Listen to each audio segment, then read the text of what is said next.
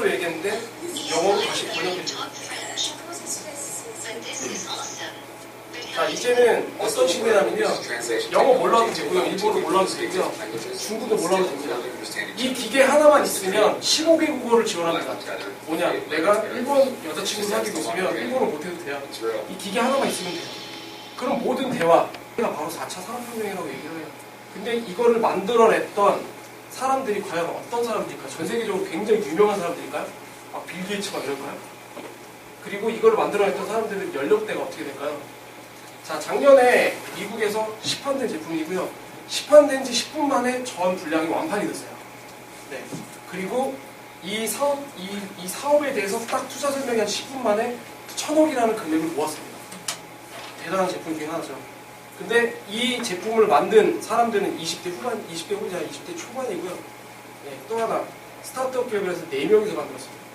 4명이서 소프트웨어나 잘 만들어서 1000억대의 부자가 된 거예요. 단 한 달, 2달 만에. 이 개발은 1년 걸렸습니다.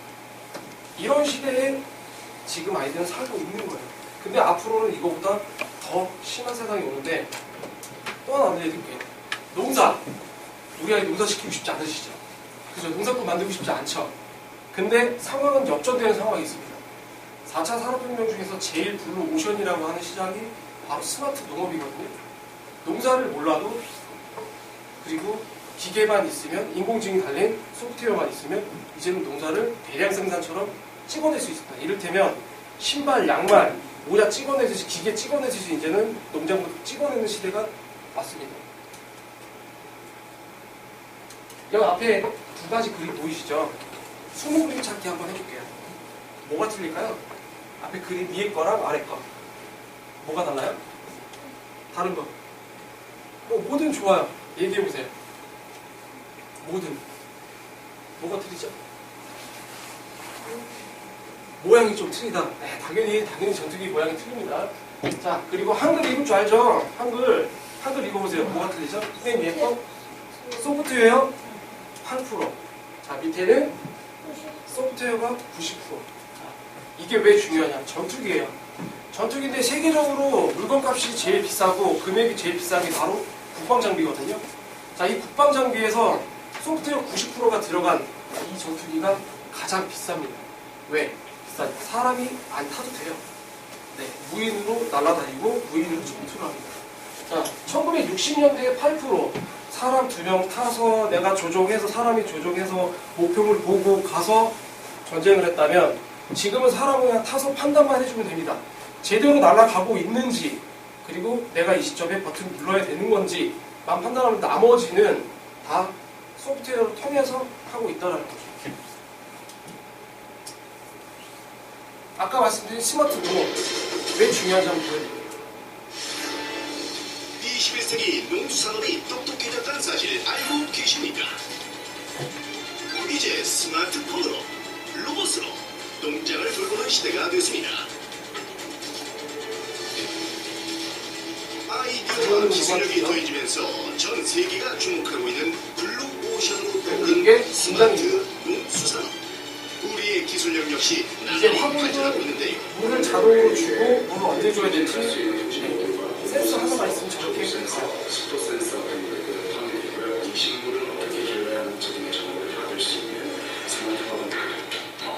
농업의 뜻을 둔 젊은 친구들이 만든 아이디어 제품. 해외에서 먼저 그 가치를 인정받았는데요. 이미 미국, 유럽, 중국 등에서 무려 40억 원의 투자를 받았습니다. 화분에서 시작한 기술은 어느새 농사용 스마트 센서로 발전을 했는데요. 이렇게 이들은 농업의 새로운 미래를 준비하고 있습니다. 이제 미래의 농업이 우리 같은 일반 사람들과 더 가까워지길 바라는 것, 그리고 농가 사람들과도 더 가까워지길 바라는 것. 작은 아이디어가 농수산업의 미래를 바꿉니다. 그리고 그 주인공은 바로 여러분입니다. 이제 농사꾼이 옛날의 농사꾼이 아닙니다. 그냥 혼자서 아니면 둘이서 모든 작물들을 다 길러낼 수가 있습니다. 뭐냐? 그 힘은 바로 소프트웨어, 코딩을 통해서 만드는 프로그램들입니다. 근데 이런 프로그램들을 만드는 사람들이 지금 현재 기업가들이 아니에요. 다 미래의 인재들, 우리 아이들부터 교육을 받았던 아이들이 만들어내는 게 바로 이런 거고요. 부모님께서 가장 눈여겨서 듣고 눈여겨서 보시는 것들이 꼭 한 가지 있어요. 이렇게 제가 교육 다니면 뭐냐, 자꾸 40억 벌었네, 100억 벌었네 이런 단어들이 나오거든요. 근데 이게 가능한 게 바로 소프트웨어 만드는 거예요. 소프트웨어 교육은 두 가지만 있으면 돼요. 사람, 컴퓨터. 그것만 있으면 40억짜리도 만들 수 있고 1000억짜리도 만들 수 있습니다. 이만큼 사업자를 만들어가는 게 어디 있어요? 우리 아이 사업하고 싶다? 코딩 가르치면 돼요. 그러면 무한한 상상력으로 사업 아이템 만들어냅니다. 네, 이런 시대가 바로 4차 산업革命이라고 보시면 됩니다. 자, 이런 시대를 살아가기 위해서 우리 아이들이 정말 꼭 갖춰야 될 덕목들이나 꼭 갖춰야 될 기본 소양들이 있어요. 어떤 교육들이 필요한가? 바로 창의력입니다. 지금까지 로봇 교육 같은 거 많이 시켜보셨잖아요. 네, 로봇 만들고 과학학교에서 뭐 드론 날리고 이런 거 했잖아요. 근데 그런 교육들은 재현을 하는 교육이 아니고요. 그냥 만들어서 날리고 만들어서 띄우고 만드는 과정 속에서 아 이게 로봇구나 하는 그런 창의력이 다였다면 지금은 만드는 거는 당연한 거고요. 만들 때에 이 만들어진 거를 내 마음대로 내가 생각한 대로 움직이게끔 하는 게 바로 코딩 교육입니다. 바로 이게 소프트웨어 교육이에요. 자, 그렇게 하기 위해서는 당연히 창의력이 필요한 거고요. 또 하나, 이런 코딩 프로그램을 만들고 또 이런 기술들을 만들어내고 아니면 이런 기술들을 내가 직접 기술자로서 만들어내지 못하더라도 상상해서 기획이라는 걸 할 수가 있어요. 자, 제품을 만들 때는 두 가지 직군으로 나눠져요. 기술자와 기획자. 자, 기획자가 될 수도 있는 겁니다. 자, 그렇다면 이런 프로그램을 만들기 위해서는 컴퓨터적인 사고력이 필요해요. 뭐냐면 순차적으로 생각할 수 있는 논리적인 능력들이 굉장히 많이 필요합니다.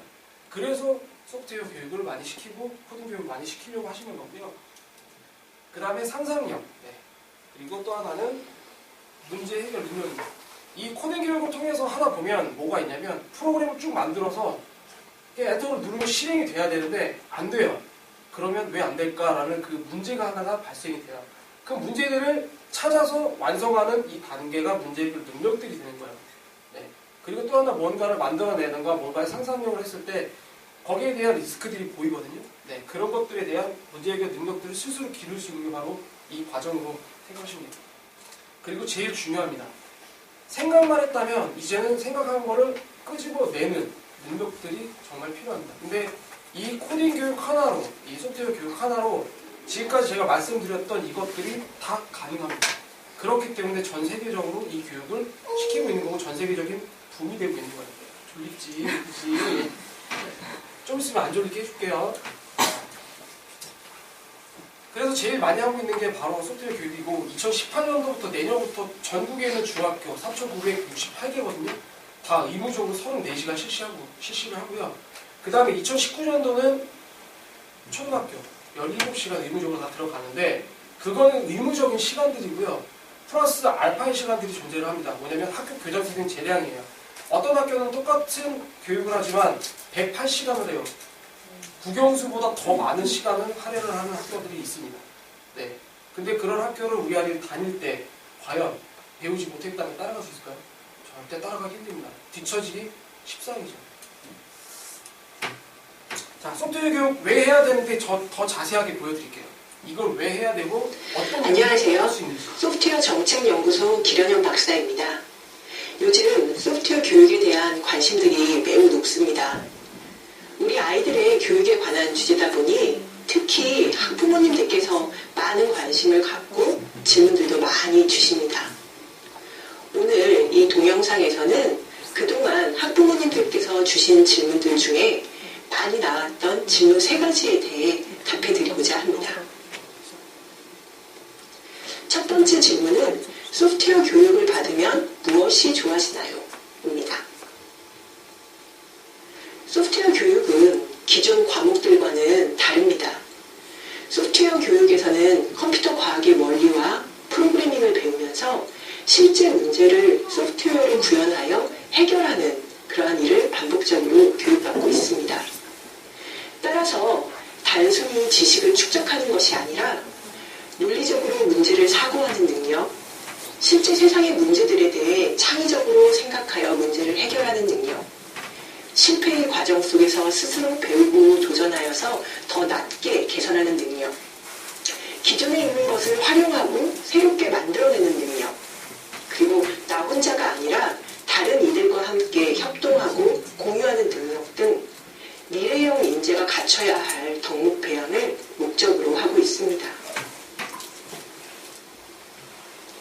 다음 질문은 프로그래머가 아니어도 소프트웨어 능력이 필요한가요?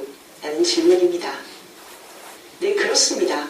이미 전 산업 분야에서 소프트웨어는 핵심 경쟁력으로 자리 잡고 있습니다. 예술 분야에서는 이미 디지털 기술을 사용하여 이전과는 다른 방식으로 음악을 만들고 움직이는 예술 작품을 만들고 그리고 새로운 공연을 만들어내고 있습니다. 아주 새로운 디지털 문화, 디지털 아트 분야를 만들어내고 있습니다. 농업에서도 디지털 기기를 활용해서 농작물과 농사 환경의 상태를 정확히 파악하고 그리고 자동으로 물과 비료를 줄 수 있게 만드는 등 손쉬운 농사를 가능하게 하고 있습니다. 과학 분야에서는 이제 소프트웨어는 없어서는 안 될 존재입니다. 사람이 처리할 수 없는 방대하고 아주 미세한 데이터를 모으고 분석하는 일. 그리고 이전 같으면 몇 날 며칠이 걸리고 또 직접 실험하는 사람이 매우 위험했던 그러한 실험 대신에 빠르고 정확한 모의 실험 등을 이젠 소프트웨어가 다 하고 있습니다. 지난해 노벨 화학상은 분자의 화학 반응을 예측하는 컴퓨터 시뮬레이션 프로그램인 참을 개발했던 연구팀이 받아섰습니다. 과학만이 아닙니다. 인문사회 분야에서도 웹이나 SNS 등의 아주 방대한 자료를 소프트웨어가 모아서 분석하고 그리고 미래 현상을 예측하고 있습니다. 지금까지는 소프트웨어를 활용하는 활동에 좀 더 방점이 찍혀왔다면 이제부터는 각 분야별 지식을 활용하여 필요한 소프트웨어를 직접 만들어내는 역량이 바로 직업의 경쟁력이 될 것입니다. 이전처럼 노벨 평화상 받고 막 이렇게 노벨상 받잖아요. 이제는 그냥 기존의 교육대로 교육만 했을 때는 상 받기 힘들어진 세상이 있습니다. 모든 게 이제 노벨상도요 다 컴퓨터 직군에서 상을 받고 있거든요. 또 하나 제가 하나 말씀드릴게요. 이제 아이들이 만약에 판사나 검사 되면 굉장히 좋죠. 굉장히 좋으실 것 같죠. 그죠? 근데 이 법조계에서도 소프트웨어가 이미 들어가서 상용화가 되기 시작했습니다. 우리나라가 이제 내후년부터 어떤 서비스를 하냐면요. 법에서 빅데이터라는 게 있죠. 모든 그 법조에 대한 판례들을 다 빅데이터로 분석해 다 모았습니다. 모아서 이제 법률 자문을 컴퓨터에게 합니다. 그럼 컴퓨터가 그 자문을 알아서 해줘요. 그럼 이제 변호사가 할 일이 없어집니다. 네. 그리고 그 판례에 따라서 내가 패소를 할지 승소를 할지에 대한 부분들이 90% 정확하게 갈려집니다. 네. 그 정도로 이제는 모든 직군에서 피하게 되는 거고요. 또 하나, 지금 이제 계속 병원 다니시면 아프면 병원 가잖아요. 무조건 가잖아요. 병원 가서 대기 시간 막 긴데 기다리고 있죠. 근데 지금은 어떤 의료기기들 그리고 어떤 의료 기술들이 나왔느냐, 그냥 여기다 링 하나를 차요. 손목에다가 그냥 밴드 같은 거예요. 근데 이 링이 내 정보를 다 가지고 있습니다. 그래서 실시간으로 의사한테 전달을 해요. 뭔가 이상이 발생이 되면 어플리케이션으로 의사가 호출을 합니다. 지금 생체이식 무슨 어떤 부분에 문제가 생겼으니 오세요. 몇 시에 걸어드릴게요. 이렇게 해서 이제는 가지 않아도 자동으로 진찰을 받을 수 있어요. 근데 그 프로그램이 이미 상용화 되고 있고요. 그리고 의료계 쪽에 그쪽에서는 이미 계약이 다 끝나서 내년부터 본격적으로 서비스가 들어갑니다. 그걸 바로 메디컬 케어라고 얘기를 하거든요. 그런 식으로 지금 많이 시대가 바뀌고 있는데, 이런 바뀌는 시대에 지금 우리가 살아왔던 방식으로 아이들 교육을 한다면 당연히 못 살아남겠죠. 뒤처질 수밖에 없는 거고요. 전 세계적으로 교육의 흐름 한번 말씀을 드려볼게요. 이 소프트웨어 교육의 흐름 보시면 이스라엘이라는 국가, 맨날 전쟁만 하는 국가잖아요. 이라는 맨날 싸우고 뭐 전쟁하고. 그런데 이 국가는 1994년, 그러니까 바로 94년 되면은 서태지와 아이들이 나왔을 때죠. 나나라여가지고 나왔을 때, 이때부터 온 나라에, 우리 아이들에게, 그 이스라엘 아이들에게 소프트웨어 의무적으로 시켰습니다. 그 결과 어떤 일이 벌어졌냐? 미국에서 그리고 전 세계에서 기업 가치로 제일 1위부터 100위까지 꼽았을 때 제일 기업 가치 많이 받고 있는 나라가 바로 이스라엘이에요. 근데 직원도 많지 않습니다. 고국어 가치 산업을 끄집어내고 있는 거고요. 그거를 이스라엘 교육을 받았던 아이들이 하고 있는 거고요. 영국, 네, 영국도 정규국가에 편성돼서 다 이미 시행을 다 하고 있습니다. 그러니까 정규국가라고 하면 저희는 우리나라는 항상 그렇잖아요. 국영수, 그다음에 한국사, 이거 정규국가 무조건 해야 되는 거잖아요. 근데 영국 같은 경우는 그 영국 나름대로의 정규국가 있어요. 그거보다 더 중요하게 여깁니다. 그다음 미국, 오바마 대통령 맨날 떠들어댑니다. 네, 시간이 없어서 빨리빨리 넘어갈게요. 여기서 중요한 거, 제2외국어보다는 코딩 교육을 해라, 소프트웨어 교육을 해라. 왜? 제2외국어 왜 필요 없을까요? 아까 보셨잖아요. 이어폰 하나 끼면 돼요, 이제. 네, 문제 안 됩니다. 언어 못해도. 하지만 소통을 위해서는 필요하긴 하죠. 그쵸? 근데 이 코딩이랑 영어랑 굉장히 비슷한 게 딱 하나 있습니다. 정말 똑같아요. 이것 때문에 꼭 해야 돼요. 안 하면 큰일 납니다. 뭔지 아십니까? 바로 전 세계 공통이라는 거예요. 네. 이 코딩 기술 하나만 알고 있어도, 영어만 알고 있어도 모든 대화되면 모든 업무들 처리가 다 가능해져요. 네, 이 코딩도 다 영어로 되어 있거든요. 네, 그리고 하나하나에 단어로 되어 있어서 영어처럼 다 단어로 되어 있어서 이 단어 의미만 알면 다 소통이 가능합니다. 이를테면 미국에서 만든 프로그램을 한국에서 내가 업무, 일을 받았어요. 그럼 한국에서 일하면 됩니다. 미국 안 가도 돼요. 네, 이래서 전 세계 공통이라서 무조건 필수적으로 많이 해야 된다라고 얘기를 많이 하고 있고요. 이 전 세계 소프트웨어, 무수히 많은 소프트웨어 교육을 하는 나라들 중에 우리나라 제일 많이 쓰는 단어들이 있어요. OECD 국가. 이거 정말 막히게 딱지에 득도로 맨날 나오잖아요. 뭔만 했다면 뻑하면 OECD 국가래. 그 중에서 몇이라고 맨날 얘기하죠. 자, 그럼 저도 한번 써먹어볼게요.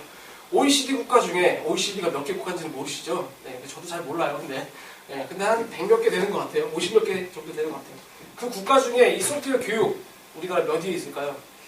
몇 번째로 하는 걸까요? 소통이에요. 자, 그냥 제가 정답을 드리면 하위권이에요. 그냥 중간도 아니고 하위권입니다. 정말 너무 늦게 시작을 했고요. 그래서 지금부터라도 부랴부랴 시작을 하고 있는 겁니다. 자, 영국의 사례를 들어보면 첫 번째 하는 게 바로 언플러그드 수업이라는 걸 해요. 아이들 컴퓨터, 학부모님들 아이들 집에 돌아와서 뭐하면, 주말에 또 뭐하면 제일 싫으세요? 다 딱 나오잖아요. 뭐하면 제일 싫으세요? 엄마 핸드폰 줘, 아니면 나 컴퓨터 갈래 하면 뭐 해요? 게임하죠. 정말 싫죠, 죽을 만큼. 근데 소프트웨어 교육은요, 게임을 통해서 교육을 합니다. 아이들이 가장 좋아하는 게 게임이에요. 부모님들이 가장 싫어하는 게 게임이고요. 이 좋아하는 거를 통해서 교육으로 들어가요. 자, 이 아이들이 굉장히 좋아하는 이 게임을 통해서 이 교육을 들어갔을 때 믿지 못할 상황들이 벌어집니다. 첫 번째로 선생님들이 교육을 하면요, 이 내가 원하는 상상했던 모든 작업이 끝날 때까지 선생님이 말을 시키면 짜증을 내요, 애들이. 그 정도로 집중력이 엄청나게 좋아집니다. 우리 아이가 이랬었어? 라고 말할 정도로. 그리고 또 학부모님들 입장에서 굉장히 싫습니다. 뭐냐면 너무 논리적으로 변해요, 애들이. 뭐 하나를 사달라고 하더라도 엄마 이거를 내가 왜 이걸 사야 되며, 이거를 샀을 때 내가 어떻게 해서 이걸 쓸 거며, 이거를 내가 써서 내가 뭘 할 거야 까지. 그러니까 이 논리적 컴퓨터적 사고력이라는 게 바로 논리적으로 생각하는 습관을 계속 길러주거든요. 그럼 이제 대화할 때는 부모님이 웬만한 논리력이 없으면 아이를 못 이깁니다. 네. 그 정도로 굉장히 파급력을 갖고 있는 게 바로 코딩이거든요. 근데 이런 교육을 처음에 단계별로 진행하는 게 언플러그드 수업이라 그래서 그냥 컴퓨터로 맨 처음부터 갖고 시작하는 게 아니에요. 이를테면 그냥 게임이에요. 아이들이랑 왜 부루마블 아시죠? 근데 이거 지금 핸드폰으로 하잖아요. 핸드폰으로 안 하고 종이로 이렇게 같이 해요. 저 뒤에 엔트리봇이라는 그 도구가 있는데 저렇게 이제 그 보드게임처럼 돼 있는 3, 4, 5 모여가지고 같이 게임을 합니다. 근데 저것들을 보시면은 전부 다 이제 컴퓨터에 관련된 언어들로 되어 있어요. 네, 그리고 코딩을 할 수 있는 이런 단어들로 구성이 되어 있고, 네, 그렇게 저런 게임을 통해서 아이들이랑 선생님이랑 그리고 부모님이랑 소통하면서 같이 즐기면서 하다 보면 딱 자연스럽게 몸에서 배워나게 되는 그런 수업들을 하게 되고요. 두 번째는 이제 스크래치나 엔트리 같은 뭐 이런, 혹시 스크래치 엔트리 들어보셨나요? 처음 들어보시죠? 네, 서울에서 뭐 내려와가지고 이상한 소리 하나, 그죠? 자, 스크래치나 엔트리라는 프로그램이 뭐냐면 그러니까 레고 아시죠? 레고. 네, 레고처럼 이렇게 끼워 맞추는 코딩 프로그램 중에, 교육용 프로그램 중에 하나예요. 그래서 아이들이 영어를 잘 몰라도, 그리고 그 코딩 언어 같은 걸 잘 몰라도 그냥 이렇게 끌어다가 놓으면서 프로그래밍을 만들 수가 있어요. 그런 교육용 프로그래밍인 거고요. 그래서 언플러그드 수업이 끝나면 어느 정도 기초를 알고, 그 다음에 알고리즘이나 뭐 이런 거를, 알고리즘이라는 게 쉽게 얘기하면 그냥 설계라고 얘기를 할게요. 집 만들 때 설계하듯이 똑같이 설계하는 거 사전에, 설계하는 거랑 똑같다고 보시면 돼요. 그러니까 더 쉽게 얘기하면 그림 그립니다. 스케치하죠. 스케치라고 보시면 돼요. 스케치하는 능력, 길러진 아이들, 그리고 블록 코딩 통해서 이제 어느 정도 기초 코딩은 들어가고, 그 다음에 들어가는 게 바로 이제 웹상에서 뭔가를 구현을 했으니까 이게 정말 작동이 되는지 안 되는지, 내가 생각한 것들이 현실에서 정말 먹히는지 안 먹히는지 확인하는 작업, 그리고 뭔가를 조금 더 넓은 상상력을 가지고 만들 수 있는 그런 교육을 바로 피지컬 컴퓨팅이라고 얘기를 합니다. 그래서 이런 한 3단계나 5단계 정도의 이런 교육들을 지금 영국이나 아니면 선진국에서 다 이미 하고 있습니다. 근데 우리나라는 아직도 시작도 안 했습니다. 자, 이런 그 교육을 받았던 외국인들, 우리나라는 한 명도 없습니다. 유명 인사가. 그래서 외국인 사례밖에 들 수가 없고요. 이분 아시나요? 오, 빌 게이츠. 우와. 대부분 어른들도 잘 모르는 걸 얼굴도 본 적이 없는데 똑똑하죠. 빌 게이츠 맞습니다. 마이크로소프트. 지금 우리 그 윈도우 쓰고 있잖아요. 그거 회사 창시자고요. 두 번째 누굴까요? 페이스북 다들 하시죠. 페이스북 만든 사람 이렇게 생겼습니다. 주먹고 굉장히 젊어요. 근데 이 사람 재산이 전 세계 몇일까요? 소프트웨어 하나, 하드웨어 만든 것도 없어요. 여기는 이 회사는 공장도 없습니다. 아무것도 없어요. 그냥 컴퓨터와 사람, 그게 다예요. 근데 이 회사가 이 분의 재산이 몇 조예요? 몇백 조예요. 그 정도로 그냥 소프트웨어 하나만 만들어서 단기간에 부자가 된 케이스, 기업을 구성한 케이스가 되고요. 이분도 말 그대로 드롭박스라는 게 있어요. 그 드롭박스 잘 모르시지만 드롭박스라는 그런 거를 만들어서 되게 또 기업의 가치를 1위로 만들었던 그런 사람이고요. 자, 잭도시 잘생겼죠. 근데 실제로 보면 이렇게 잘생기지 않았습니다. 저도 화면으로만 봤는데, 근데 이 잭도시라는 사람이 뭘 만들었냐? 페이스북이랑 양대 산맥이 하나 있습니다. 트위터를 만든 사람이고요. 이 트위터가 지금은 더 유명해지기 시작했죠. 왜? 지금 오바마 대통령 다음이 누구죠? 오, 도널드 트럼프. 아니, 어머니 어디 갔다 이렇게 똑똑한 친구를 놔두고. 맞습니다. 도널드 트럼프인데, 도널드 트럼프가 소통 창구로 이용하는 게 트위터예요. 언론도 신뢰하지 않습니다. 도널드 트럼프는요. 오로지 본인이 생각한 것 직접 국민들하고 소통할 수 있는 게 바로 SNS, 트위터, 이거 하나로 소통하고 있습니다. 그래서 문제가 더 많다라고 얘기해요. 너무 직설적으로 얘기한다. 그래서. 근데 이거 만든 창시자 역시 공장 갖고 있는 것도 아니고요.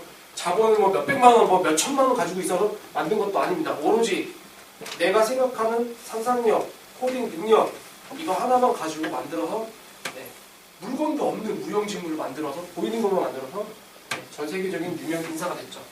자, 이런 사람들이 받았던 교육이 바로 기초의 교육이 바로 코딩이에요.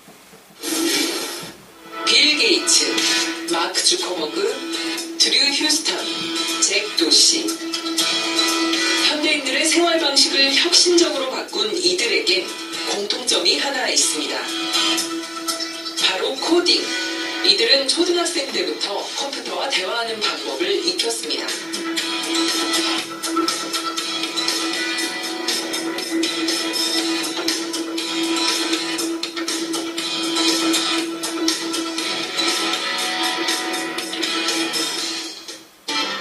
구글에서는 지난 6월부터 10대 소녀를 위한 코딩 수업을 서비스하기 시작했습니다. 아이들이 코드를 입력해 3D 프린터로 팔찌를 만들거나 음악을 작곡하고 그림도 그릴 수 있죠. 이게 모두 코딩으로 만들어낸 결과물입니다.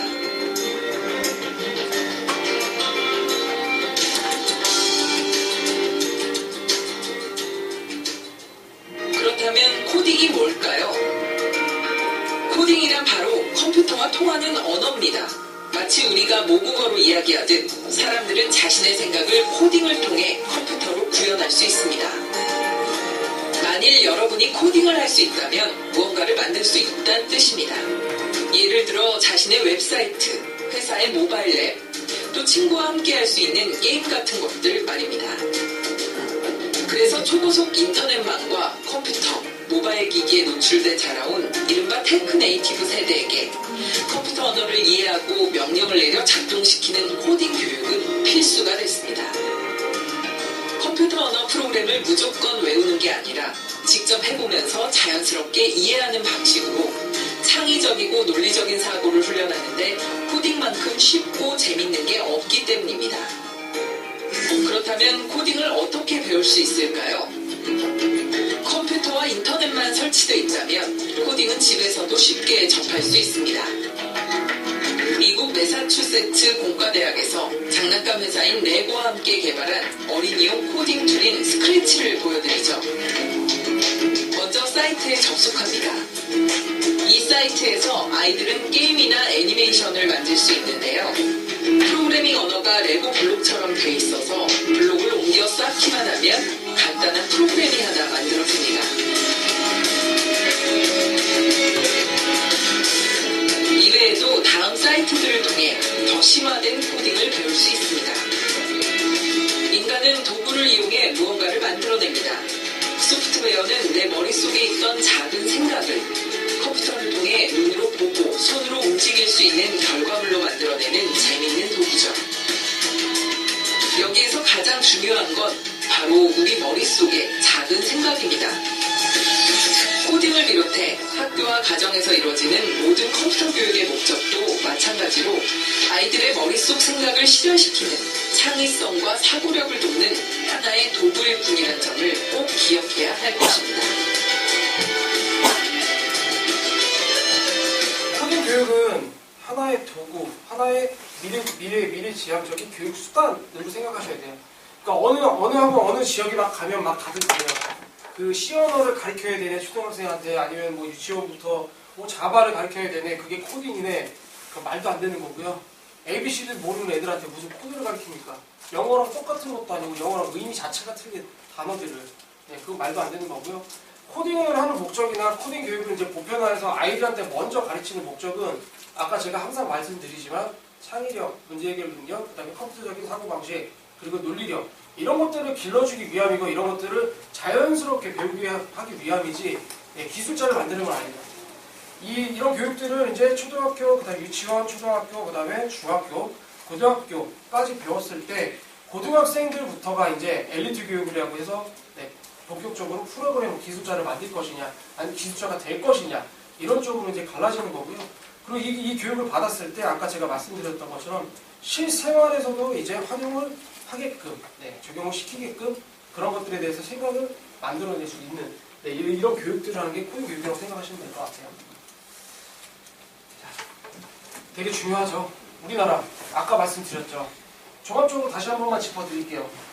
2018년도부터 34시간 의무적입니다. 중학교. 그리고 플러스 알파의 시간이라고 하면 방과후 수업도 있을 거고요. 자유학 기제도 있을 겁니다. 학교장님들의 재량껏 타는데 근데 사실상 학원이 더 많습니다. 그리고 학원에도 지금 더 많이 생겨나고 있고요. 이유는 단 하나입니다. 이미 발표를 해놨는데요. 교사분들이 없어서 저희 학원으로 교육받으러 오십니다. 그리고 교사 선생님들이 전화하십니다. 저희한테 교육 연수 좀 와주세요. 저희 선생님들 가르쳐주세요. 그만큼 고교육이 지금 부실하다는 반증이고요. 그리고 2019년도에는 17시간 하게 되어 있는데 이 17시간이나 34시간 사실상 그냥 프로그래밍 몇 번 깔고 그냥 블록 몇 개만 외우면 끝나는 시간이거든요. 부족합니다. 그래서 서울에서 아마 그 뉴스 같은 거 보셨는지 모르겠는데 2월 15일 날 그 서울에서 국회의사당에서 코딩에 대한 국회의원들하고 정책 토론이나 이렇게 학부모 토론 이런 게 있었어요. 저도 거기서 갔다 왔고요. 갔었을 때 정말 국회의원들 이렇게 깨지고 들어갔습니다. 왜 깨지고 들어갔느냐? 코딩 교육 준비했는데 도대체 뭘 준비하고 계십니까? 과목은 뭡니까? 대답 한마디도 못했고요. 교육청 담당자 나왔습니다. 교육부 차관 나왔습니다. 코딩이 뭔지 그 코딩학원 설립하러 갔는데 코딩에 대해서 모르던데요. 교육청 공무원들이 얘기했더니 예, 교육 잘 시키겠습니다. 이러고 끝났어요. 그 정도로 중요한 건 아는데 아직 준비가 안 돼 있어서 사교육으로 갈 수밖에 없습니다. 그게 바로 학원이 되는 거고요. 그리고 부산에서 이제 처음으로 시작을 하는 게 바로 이렇습니다. 이게 보실 테고 올해 아마 부산에도 그 선도학교들이라면서 먼저 시행한 학교들이 있어요. 작년에도 있어요. 제가 알기로는 거의 한 30개 정도가 있습니다. 부산 전 지역에. 예, 초중고등학교 합쳐서 있고요. 그리고 올해는 1200개 학교인데 아직까지 그 학교 명단은 발표가 되지 않았습니다. 근데 시행을 하겠다고 하는 학교들은 이미 공문이 내려갔어요. 부모님들한테. 알림장이 다 가는 걸로 알고 있어요. 네, 근데 그걸 못 받았다 그러면 아직 우리 학교는 선도학교가 아니구나 라고 생각하시면 되고요. 네, 그러면 내후년이나 내년부터 하겠지라고 하는데 지금 5, 6학년 자녀를 둔 부모님들은 조금 중요한 게 여기셔야 돼요. 왜냐? 코딩 교육 들어가는 게 중학교 때부터잖아요. 18년도부터인데 이 5, 6학년 아이들이 중학교로 올라갈 때 이미 배우게 돼요. 그리고 초등학교가 5, 6학년 중심으로 가요. 그러면 3, 4학년이나 1, 2학년들은 언제부터 합니까? 자, 1년 단위로 2학년씩, 2개 학년씩 증가합니다. 그럼 2020년이 되면은 3, 4학년 의무가 되는 거고요. 네, 21년이면 1학년 의무가 되죠. 자, 그러면 어떤 현상이 벌어집니까? 당연히 선행교육 들어가겠죠. 선행교육으로 안 들어가는 아이들은 천재죠. 네, 천재 아니면 선행교육 할 필요, 천재는 선행교육 할 필요가 없겠죠. 근데 두 가지로 갈라져요. 어디 가서 이렇게 우리 아이가 코딩을 좀 접했어요. 그리고 뭔가 얘기를 듣고 찾아보고 했어요. 근데 하고 싶다고 하는데 보낼 곳이 없습니다. 방과후 수업도 없고요. 방과후 수업 지금 고작 하는 거 그냥 만드는 거밖에 없어요. 드론 날리고 박수 치고 로봇 만들었다 그래서 박수 치고 이게 끝이에요. 남는 거 하나도 없습니다. 네. 그래서 학원들을 많이 보내시는 거고요. 또 하나 대회 준비하죠. 대회. 올림피아드 대회. 지금 나가서 입상하는 친구들 뭘로 입상할까요? 바로 기계에다가 인공지능 집어넣는 친구들이 입상합니다. 네. 그렇게 보시면 되고요. 자, 코딩 교육의 방법은 이렇게 지금 단계별로 총 4단계로 들어가고 있다라는 거 네, 다시 한번 보시면 될 것 같고요. 지금 본교육에서 진짜 하고 있는지 굉장히 궁금하시죠? 그거 보시면 아 진짜 하고 있구나 라고 생각 드실 거예요. 우리들은 소프트웨어 중심 사회에 살고 있습니다. 거의 매일 수시로 사용하는 것 같아요. 너무 익숙해져서 안 쓰면 불편할 것 같아요. 아니, 버스 어플, 그다음에 스마트워치, SNS, 컴퓨터 프로그램, 뭐 그런 것들 잘 모르겠습니다. 하지만 우리는 소프트웨어를 잘 인식하지 못할 때가 많습니다. 우리는 소프트웨어가 중심인 사회, 소프트웨어가 세상을 바꾸는 시대에 살고 있습니다. 소프트웨어 중심 사회로 한 단계 더 도약하기 위해서는 세상을 이끄는 소프트웨어를 만드는 창의력과 상상력을 가진 인재들이 필요합니다. 우리는 그 인재들을 만나기 위해 초등학교, 중학교를 중심으로 소프트웨어 교육을 시작했습니다. 이 앞에 보이시는 게 현재 바로 60개의 업로드 아이들이 내년에는 고등학교에 달하는 학교에서 이 소프트웨어 교육을 접할 수 있게 됩니다. 그리고 이게 스크립트 아이들이 좋아하는 엔진이라고 형식의 업로드 활동과 교육 콘텐츠를 사용해 보다 쉽고 즐겁게 소프트웨어를 배우고 있습니다. 이게 바로 피지컬 교육. 그리고 스스로 아이디어를 내어 친구들과 함께 토론하고 소프트웨어를 만들어 자신들의 작품을 소개합니다. 이러한 교육 과정에서 아이들은 몰입을 통해 스스로 심화된 교육을 받게 됩니다. 선생님 얘기를 듣는 게 아니라 제가 직접 할 수 있는 게 많아서 정말 재밌었어요. 그리고 그냥 수업을 하는 것보다 친구들도 더 적극적으로 참여하고 그 협동을 많이 해서 좋았어요. 처음에는 혼자서 컴퓨터로만 하는 거였는데 애들이랑 서로 얘기해서 같이 다니는 시간이 즐거웠어요. 어릴 때도 있는데 그런 거 생각하면서 하니까 졸리지도 않고 그런 마음에 들고 나는 되게 좋대요. 소프트웨어요? 없어서는 안 되는 거죠. 말은 어려운데 사실 주변에 엄청 많은 것 같아요. 저희가 직접 재밌게 만들 수 있는 거예요. 우선 컴퓨터 없이 컴퓨터 과학의 원리와 개념을 교육하는 방법인 어플라이드 활동을 통해 코딩의 이해를 돕고 엔트리나 스크래치 같은 프로그램들을 통해 쉽고 즐겁게 소프트웨어를 접하도록 도와주는 거죠. 아이들이 적극적으로 참여할 수 있도록 다른 수업 방식을 사용하니까 학생의 만족도도 높고 저희 교사들도 아이들이 즐거워하니까 너무 좋습니다. 아이들의 사고력도 좋아지는 것 같고 무엇보다 아이들이 다 하고 나서 얻은 성취감이 크니까 아이들이 소프트웨어를 대하는 마인드에도 긍정적인 영향을 주는 것 같아요. 실제로 소프트웨어 교육을 받은 학생 가운데 74%의 아이들이 수업 내용에 만족해하고 있습니다. 무엇보다 새로운 도구들을 활용해 문제를 해결하고 소프트웨어 개발에 참여하는 것이 아이들에게 배우는 즐거움을 주고 있습니다. 소프트웨어 교육은 소프트웨어 중심 사회를 살아가는데 기본 역량으로서 필요한 사고 능력을 키울 수 있도록 하는 것이죠. 수업이 끝난 다음에도 스스로 복습을 하기도 하고 직접 만든 프로그램을 인터넷에 올려 다른 사람들과 서로 공유하고 또 외국인 친구들의 작업도 보며 소통합니다. 스스로 더 전문적이고 심화된 내용의 공부를 할 수 있습니다. 소프트웨어라고 하면 왠지 좀 어려울 것 같는데 이렇게 친구들이랑 같이 공부하다 보니까 생각보다 쉽고 무엇보다 이런 과정이 너무 재밌어요. 그리고 소프트웨어 교육에 대한 이해도를 높이기 위해 다양한 행사를 운영합니다. 해마다 소프트웨어 창의 캠프, 소프트웨어 교육 체험 주간 등을 개최해 아이들뿐 아니라 부모님, 선생님이 함께 체험할 수 있는 소프트웨어 교육의 기회를 제공하고 있습니다. 빨리 넘어갈게요. 네, 지금 보신 것처럼 이게 학교에서 하는 수업이에요. 그래서 어디 가셔서 만약에 시험을 배워야 된다, 뭐 해야 된다 라고 하면 여기서 시험은 자바 안 나왔죠. 한 단어도 안 나왔죠. 안 시켜도 됩니다. 네, 그거 너무 오버하는 거고요. 여기까지가 다 전 세계적으로 공통으로 보편 교육으로 하고 있는 교육이라고 생각하시면 돼요. 그래서 잘못된 인식을 좀 안 가지시면 좋겠고요. 자, 더 중요합니다. 왜 강남 엄마들이 지금부터 막 400만 원, 300만 원 들여가지고 코딩 교육만 미리 시키는 줄 아세요? 이미 서울권에 있는 엄마들은 대학에 입시해서 반영된다는 거 다 알고 있어요. 그거 작년부터 다 아셨어요. 그래서 먼저 보내고 있는 거고요. 네, 먼저 준비하고 있는 겁니다. 네.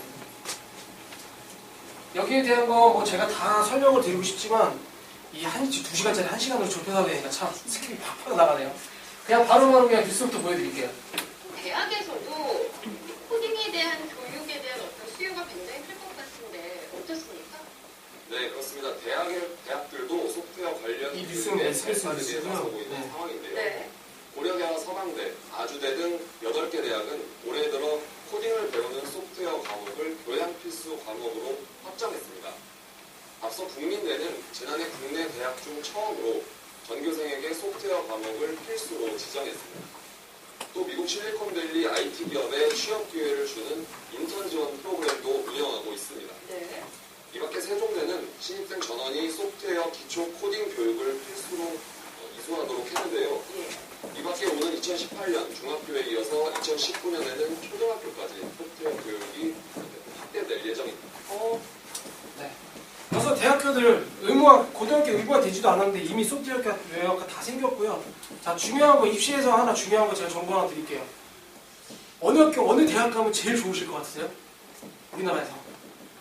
우리 아이가 여기 대학 가면 진짜 황호성 지릅니다. 어딜까요? 서울대. 또 어디? 또 어딜까요? 서울대, 연고대, 고려대? 그쵸. 카이스트 들어가면 무조건 황호성 지릅니다. 우리 아이 천재라고. 그죠? 자, 카이스트 올해 20명 소프트웨어 잘해가지고 이미 대학 들어갔습니다. 내신 같은 거 필요 없었습니다. 그냥 소프트웨어 잘 만들어서 카이스트 들어갔고요. 카이스트가 20명 뽑았는데 서울대 가만히 있었을까요? 아닙니다. 서울대 16명이나 뽑았습니다. 네. 소프트웨어학과 다른 거 필요 없었어요. 그리고 경쟁자도 없었어요. 그래서 그냥 산 몇 개 받고 들어갔습니다. 근데 서울대 뽑았는데 뭐 연고대 가만히 있었을까요? 아니죠. 더 많이 뽑았고요. 제일 많이 뽑은 대학이 바로 108명 뽑은 성균관대예요. 성균관대에서 그렇게 많이 뽑았습니다. 근데 앞으로는 더 많이 뽑을 거예요. 자, 그리고 그 소프트웨어 학과가 아니더라도 일반 학과를 간다라고 했을 때 1대1 면접 같은 거 보잖아요. 그죠? 예전에는 노수시험 보고 막 했어요. 근데 그거 다 지금 사라지고 안 합니다. 면접으로 거의 대부분 다 바뀌고 있거든요. 수시에서. 그 이유가 하나 있어요. 진짜 우리 과 원료는 이 친구가 경험을 했는지 안 했는지 굉장히 중요하게 봅니다. 거기에서 당락 결정되거든요. 근데 소프트웨어 교양 필수학과, 필수 과목으로 지정됐잖아요. 이미 배우고 온 아이들이나 안 배우고 온 아이들이나 점수 차이가 달라진다는 거예요. 네.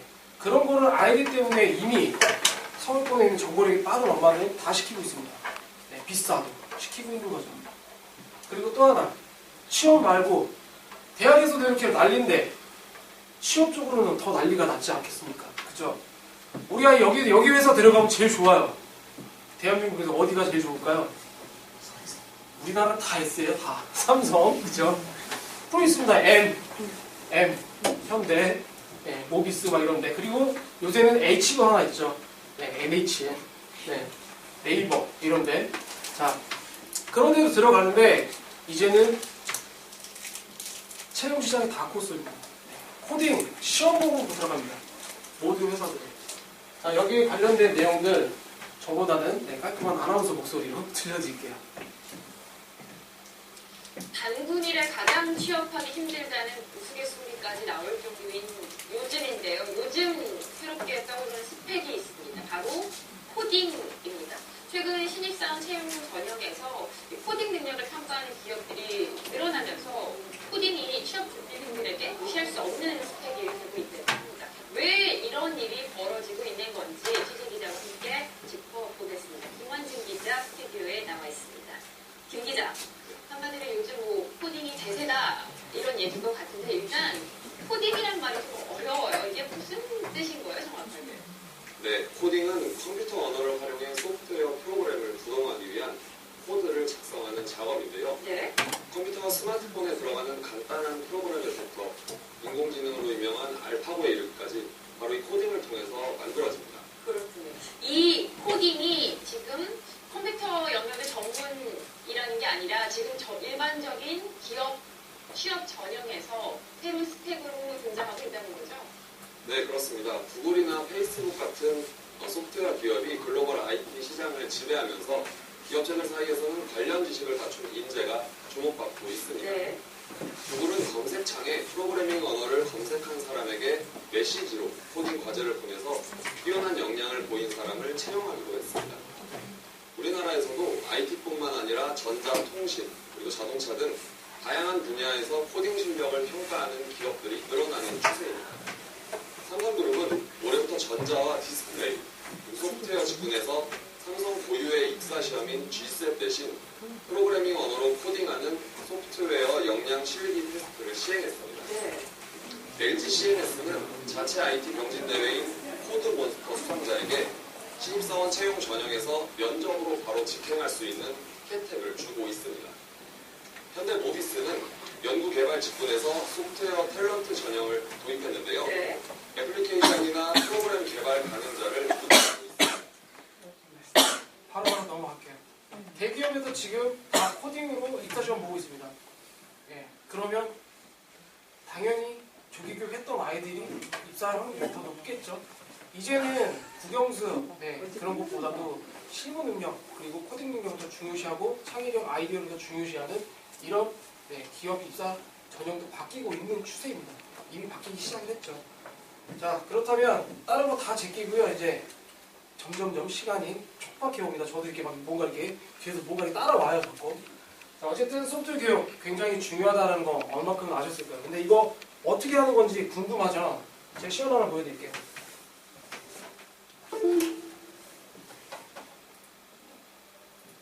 실질적으로 이제 우리 학원에서 다 아이들한테 한 교육들이고요. 자, 이런 그 피지컬 컴퓨팅 교육이랑 같이 한꺼번에 설명을 좀 드릴게요. 자, 이런 도구들을 사용을 해요. 네, 이런 기판 뭐 이런 것들 이런 걸 사용하는데 그냥 간단하게 저희 그 유아교육 때 쓰는 그리고 초등학교 뭐 1, 2학년 때 그냥 간단하게 할 수 있는 이런 프로그램들 하나 보여드릴게요. 신호등 교육 어떻게 신호등 빨간불이면 건너고 뭐 파란불이면 이렇게 건너면 안 되고 이런 교육들 있잖아요. 그 교육 어떻게 하세요? 그냥 말로 하시죠. 그렇게 걷다가 저불 안 돼, 그죠? 파란불 가야 돼 이렇게 하시죠. 이제는 그렇게 안 합니다. 어떻게 하느냐?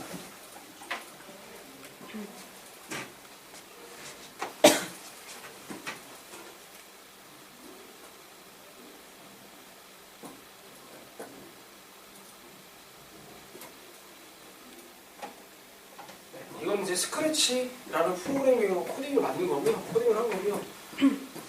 정말 짧습니다. 짧아요. 굉장히 짧고.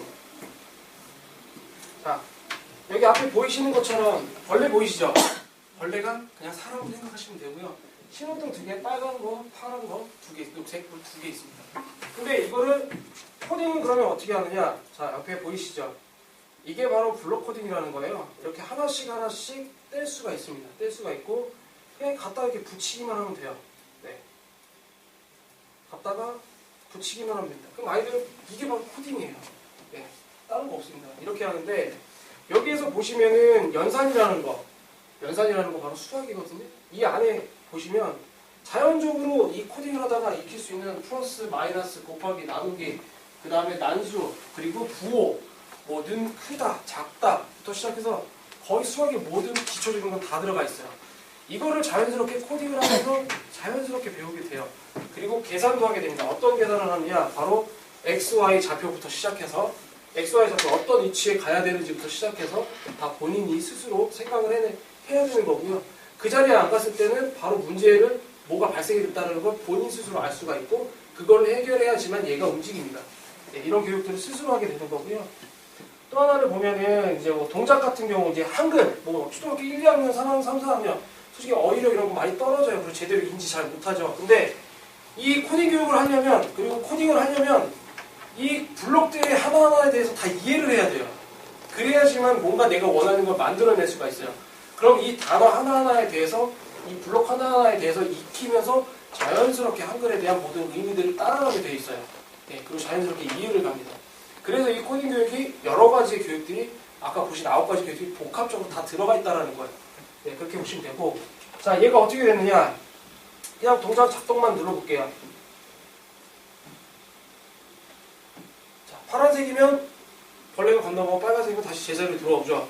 근데 여기다가 현실색을 끄집어냈습니다. 이렇게 불 2개.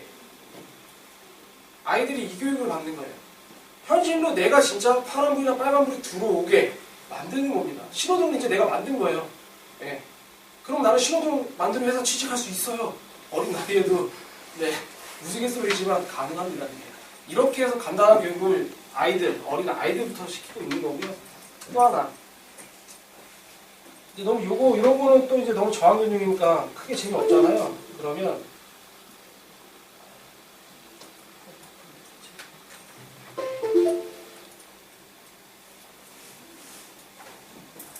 얘는 이거 소리 센서라는 거예요. 그러면 소리 센서라는 건 어떤 소리에도 다 반응을 해야 됩니다. 네. 반응을 해야 되는데 얘는 이제 그 좀 어려운 용어를 쓰면 아날로그 방식이라고 얘기를 해요. 그럼 안 하면 0부터 뭐 1200 얼마까지 이렇게 숫자가 쫙 있는데 상황상에 맞춰서 얘가 소리가 민감한 소리도 간지는 기준치가 있어요. 그 기준치를 계산을 따내는 거고 그 기준치 이상일 때 반응을 보여야 되는 게 정상인 거고 반응을 보이게끔 되어 있는 건데 자 여기 앞에 보시는 것처럼 앞에 이게 물감 찍어놓은 것 같죠? 그죠? 근데 얘를 플레이를 하면 이렇게 작은 풍선 모양이 나옵니다. 그죠? 작은 풍선 모양이 나오는데 그냥 집에서 풍선 불면 이렇게 커지는 거야 라고 하는 것보다는 이런 과학의 원리를 이용해서 그냥 이렇게 불어줍니다.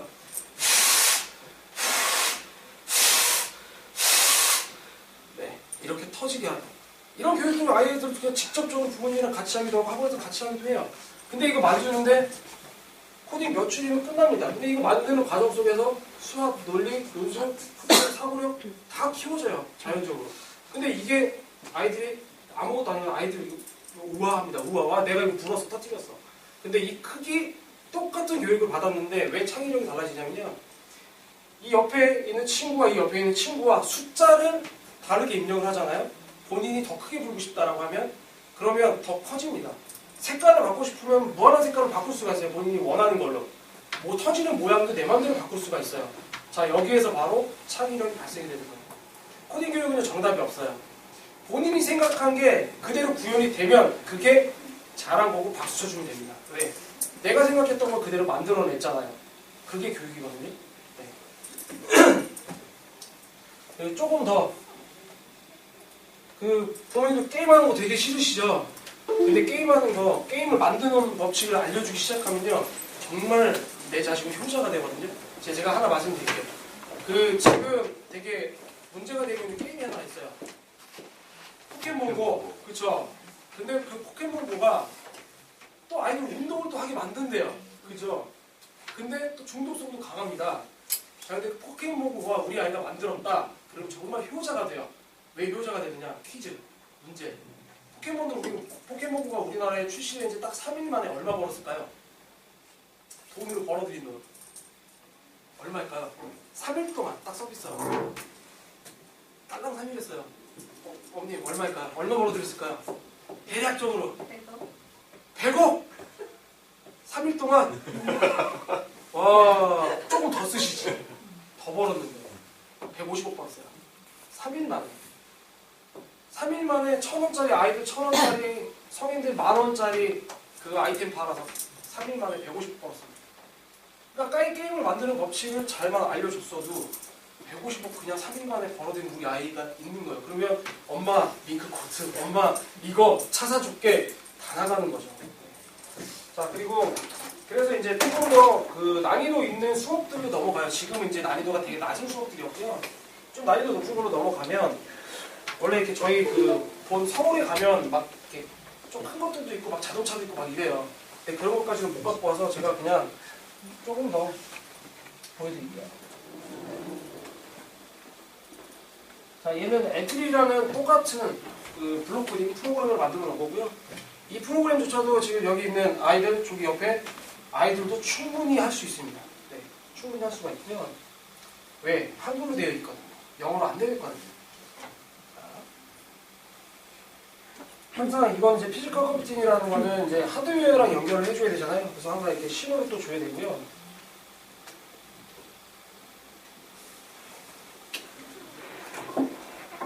연결이 됐습니다. 이 앞에 보이시는 게임 뭘로 보이세요? 우리 어렸을 때 많이 했던 건데 갤러그 네, 갤러그 아시죠? 이렇게 미사일 나가서 맞추면 점수 올라가는 거 그거 그대로 만들어낸 거고요. 옛날에 우리 그거 만들면 대단하다 그랬잖아요. 막 진짜 막 100원짜리 옆에 막 쌓아놓고 계속 했는데 그죠? 아니신가? 자, 이 게임인데 이게 딱 옆에 이렇게 조그만 조이스틱 있어요. 그냥 이렇게 양옆으로만 움직입니다. 이걸 가지고 하는데 이제 소리가 나요. 왔다 갔다 왔다 갔다 하면서 이거는 주변에서 맞춥니다. 떨어지는 거 맞추면 여기 점수 올라가죠.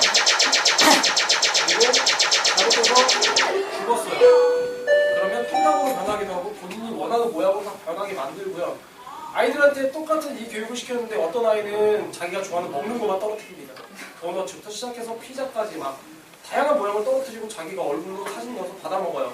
네, 이런 재밌는 이런 것들도 하는 데 있고 조금 좀 당황스러웠던 아이들 같은 경우는 뭐 별거를 다 떨어뜨리더라고요. 네, 속옷도 떨어뜨리는 애들도 있고 마네킹 떨어뜨리는 애들도 있고 막 이래요. 막. 그러니까 인터넷상에서 떠돌아다니는 모든 이미지는 다 갖다 쓰는 거예요. 본인이 원하는 대로. 그래서 이런 교육도 하는 이런 교육이 바로 코딩 교육인데 자연스럽게 이런 것들을 통해서 아이들이 좋아하는 것들을 통해서 몸소 배우는 게 바로 코딩 교육이라는 거. 유일하게 이제 이런 교육들을 할 수 있는 기관이 정말 서울에도 몇 개 안 됩니다. 근데 부산에서는 여기가 유일하다는 거고요. 서울에서 굉장히 비싸요. 이 사교육기관에서 받는 것들이 보통 이 교육을 12시간, 일주일에 한 달에 12시간 정도 받으려면 한 3-40만 원 정도 하는데 원장님이 이제 진짜 저렴한 금액에 가르쳐 주신다고 하시더라고요. 아무튼 그렇게 되고요. 자, 이렇게 해서 코딩 교육이 뭔지 가상적으로 체험을 보셨잖아요. 우리 아이들이랑 앞으로 소통하고 더